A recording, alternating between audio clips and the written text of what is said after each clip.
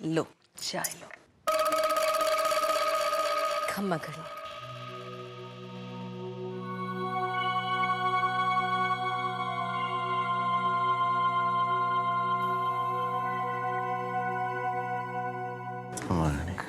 हम जानते हैं आप हमसे और हमारे पूरे परिवार से नफरत करते हैं।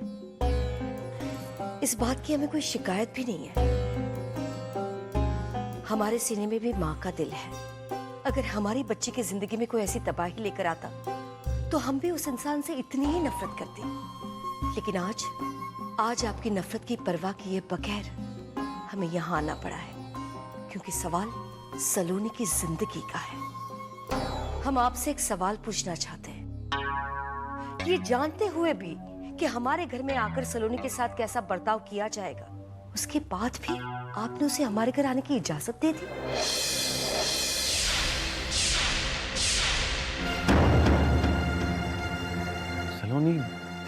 सलोनी अपनी ससुराल लौट गई है। ओह, आपको इस बात का पता तक नहीं है? अरे मन्नू भाभी खुद सलोनी को हमारे घर छोड़ गई है। वो तो बहुत समझदार है ना। सलोनी मन्नू भाभी या किसी और के कहने से अपने फैसले नहीं लेती। उसके फैसले उसके दिल की आवाज से होते हैं। और अगर हमें ये पता भी होता कि सलोनी वहां जाने वाली है तो भी नहीं रोक सकते थे, क्योंकि सलोनी अपने फैसले नहीं बदलती। आई नो, हम समझते हैं ये बात। हम आपको विश्वास दिलाते हैं कि हम अपनी पूरी कोशिश करेंगे कि सलोनी के साथ उस घर में कोई बुरा व्यवहार ना करें। हालांकि हमारे लिए भी ये बहुत मुश्किल होगा, क्योंकि उस परिवार ने सलोनी की वजह से नाहर को खो दिया है। जाने किस हद तक आग लगी होगी उनके अंदर। चलते हैं। एक विनती है आपसे। आप ये बात किसी से मत बताइएगा कि हम यहाँ आए थे, क्योंकि ब्रिजेश अगर हमसे भी नाराज हो गए तो सलोनी का उस घर में आखिरी सहारा भी खत्म हो जाएगा। खम्मा घड़ी।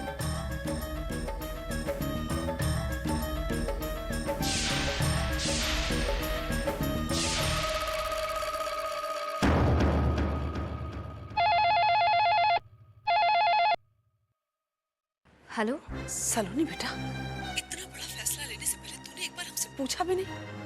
अरे पूछना तो दूर की बात है, तूने हमें बताया तक नहीं कि तू अपने ससुराल वापस जा रही है। अच्छा ये बता, कैसी है तू?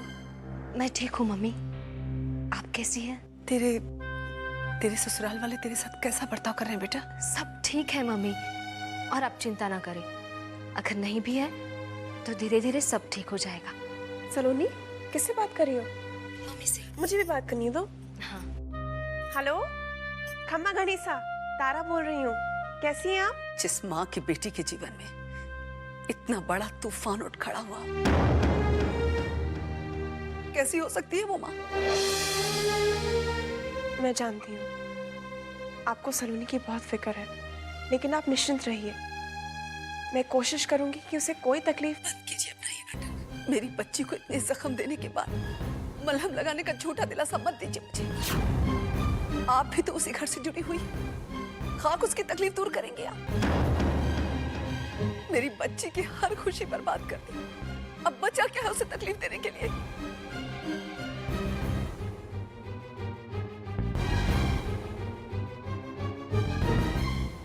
क्या कहा मम्मी ने?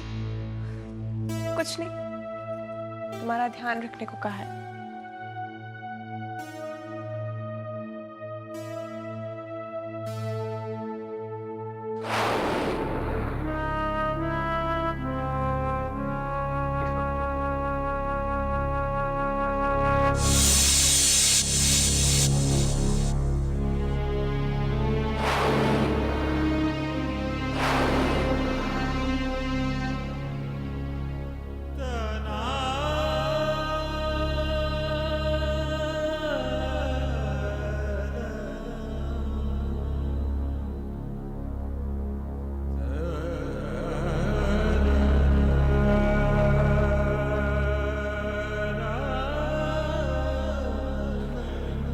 अच्छा वो तुम आ गई सलोनी। तुम्हारे बिना एक एक पल एक सदी सा लग रहा था। प्लीज प्लीज मुझे छोड़ के मत जाना।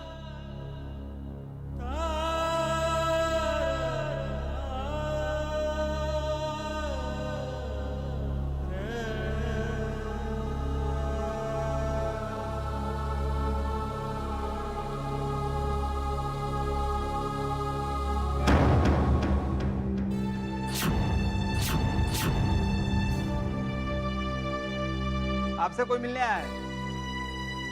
आइए।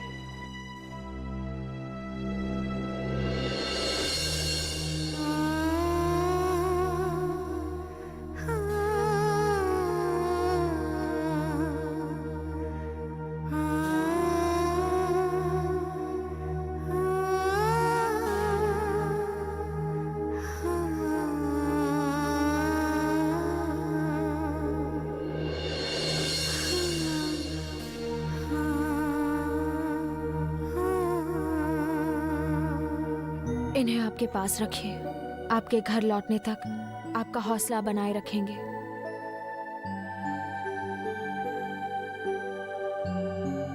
ये मूर्ति तो हमारे बेडरूम में। तुम घर? अगर आप अपने प्रायश्चित के लिए अपना पूरा भविष्य खोने को तैयार हो सकते हैं, तो क्या आपकी पत्नी प्रायश्चित नहीं कर सकती? कैसा गुजरा तुम्हारा दिन? बहुत अच्छा। सब बहुत अच्छे से पेश आए मुझसे। आज से पहले तुम्हें अपने सामने कभी झूठ बोलते हुए नहीं देखा। आपसे झूठ क्यों कहूंगी? सब ठीक है, आप चिंता ना करें। तुम जब घर गई थी तो मेरी कमी महसूस हुई थी?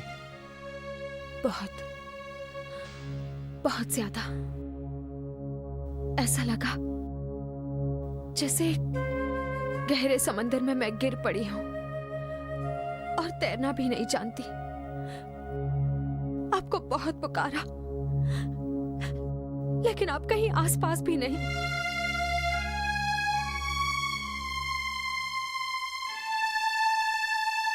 मेरे बिना जीने की आदत टाल लो सलोनी।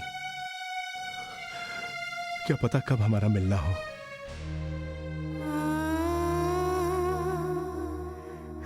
ईश्वर पर भरोसा है मुझे, तभी तो उन्हें आपके साथ छोड़कर जा रही हूं। ये आपके और मेरे, हम दोनों के साथ नाइंसाफी नहीं होने देंगे।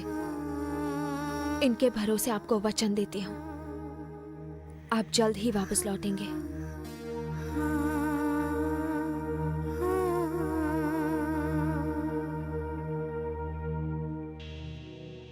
चाय? चाय? No thank you.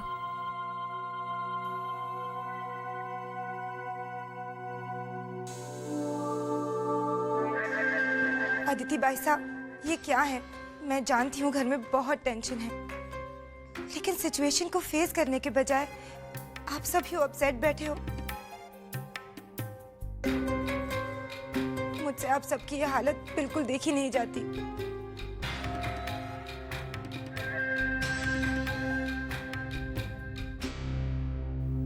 जूही,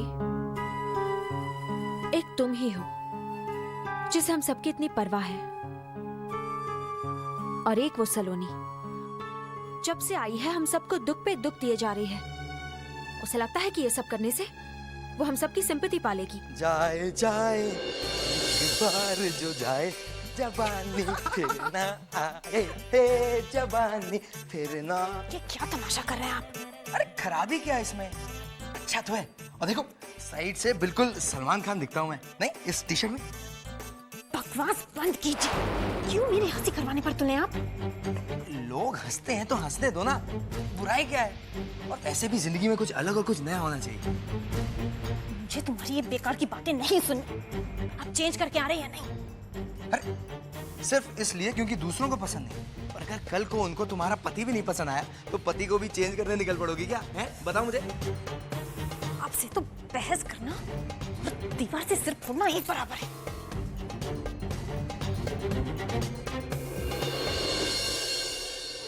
एक बार जो जाए जवानी फिर ना आए।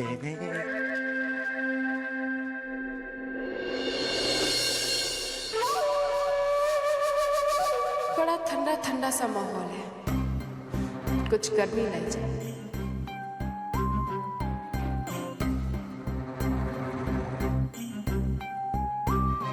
तंग आ गई हूँ मैं लोगों के सवालों के जवाब देते देते। क्या हुआ? जिसकी सलोनी जैसी ननद हो, उससे तो लोग रोज नए नए सवाल पूछेंगे। कैसे सवाल?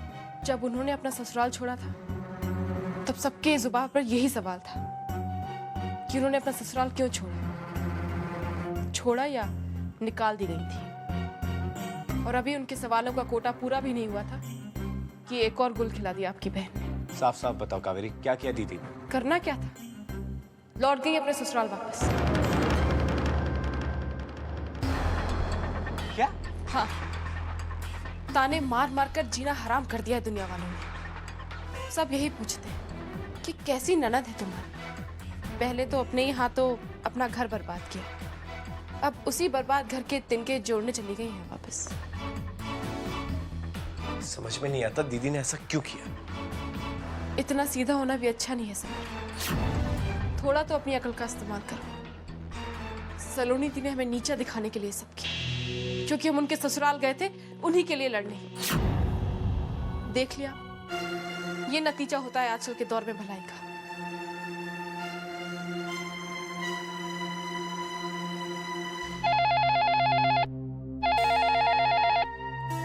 हेलो। आज आपने दिखा दिया पापा, आपके दिल में बिला वजह कितना जहर भरा है मेरे लिए और कावेरी के लिए। जब हम सलोनी दी के ससुराल गए थे सब कुछ ठीक करने के लिए, तब तो आपने हमें बड़ी बड़ी बातें सुनाई, पूरी भड़ास निकाली थी हम पर। अब खुद ही उसे वहां पर भेज दी। क्यों पापा?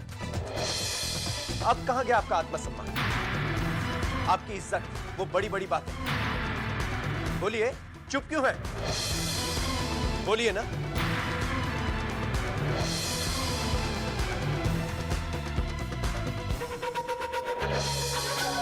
लगी आग, ठंडे ठंडे माहौल में आ ही गई गर्मी।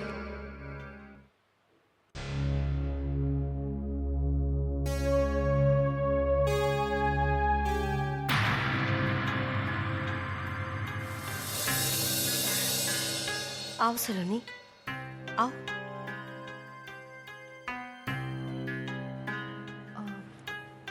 काकी साहब, मुझे चांदनी की कोई तस्वीर और कुछ पैसे चाहिए। चांदनी की फोटो न्यूज़पेपर में छपवाने के लिए चाहिए। सलोनी, हमें तो लगा था कि तुमने नाहर की सजा टालने के लिए अदालत में ये सब बातें कही थी। एक बात समझ लो सलोनी, चांदनी मर चुकी है। काकी साहब, जाने क्यों मन में एक उम्मीद सी है कि चांदनी जिंदा है, उसकी कोई खबर जरूर मिलेगी और नाहर बरी हो जाएंगे। झूठी उम्मीदों के सहारे अरमानों के महल नहीं खड़े किया करते सलोनी। आई मीन, बच्चों जैसी बातें मत करो। इतनी ऊंचाई से गिरने के बाद जानने के बचने का सवाल ही पैदा नहीं होता। नहीं काकी साहब, ये झूठी उम्मीद नहीं है। मेरे दिल की बात गलत नहीं हो सकती। और वैसे भी मेरे पास 1 महीना है। इस 1 महीने में मैं नाहर को बचाने की हर संभव कोशिश करके देखूंगी, ताकि बाद में पछतावा ना हो कि नाहर को बचाने की कोशिश में कोई कमी रह गई। सलोनी बेटे, ये वक्त और पैसे दोनों की बर्बादी। क्या नाहर की जिंदगी से बड़े हैं ये पैसे काकी साहब? नाहर भी तो इस घर के बेटे हैं काकी साहब, और ऐसी मुश्किल घड़ी में हम सबको मिलकर उनका साथ देना चाहिए।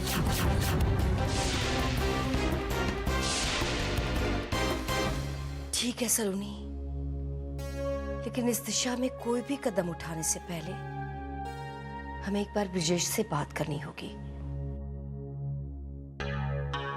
जैसा आप ठीक समझे काकी साहब, मुझे आपके जवाब का इंतजार रहेगा।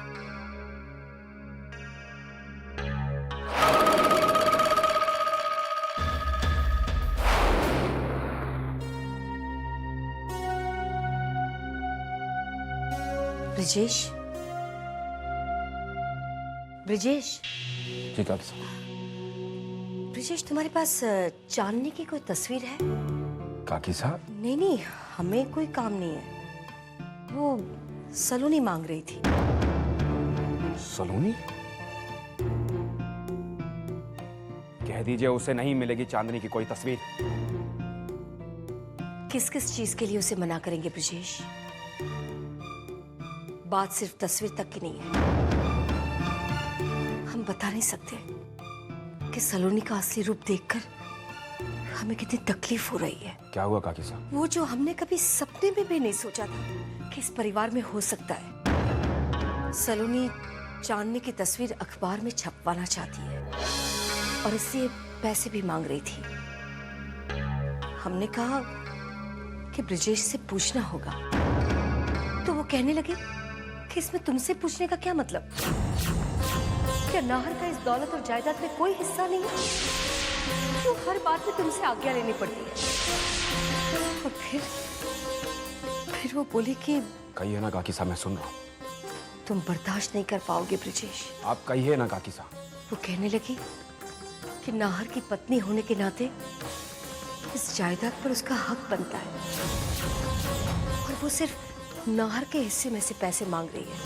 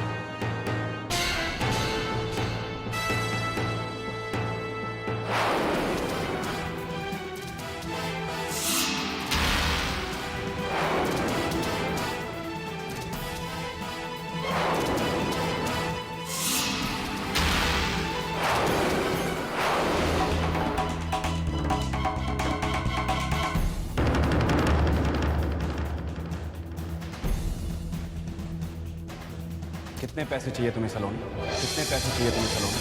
कितने पैसे चाहिए तुम्हें सलोनी?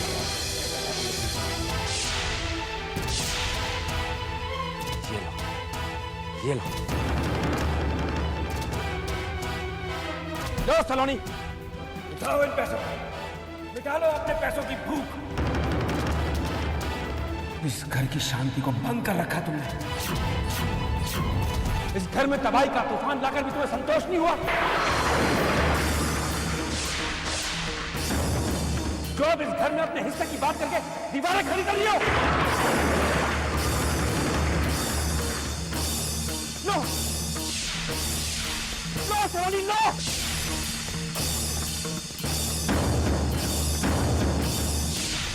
और लो पैसे, ये पैसे लो सलोनी, लो। बस भाई साहब, बस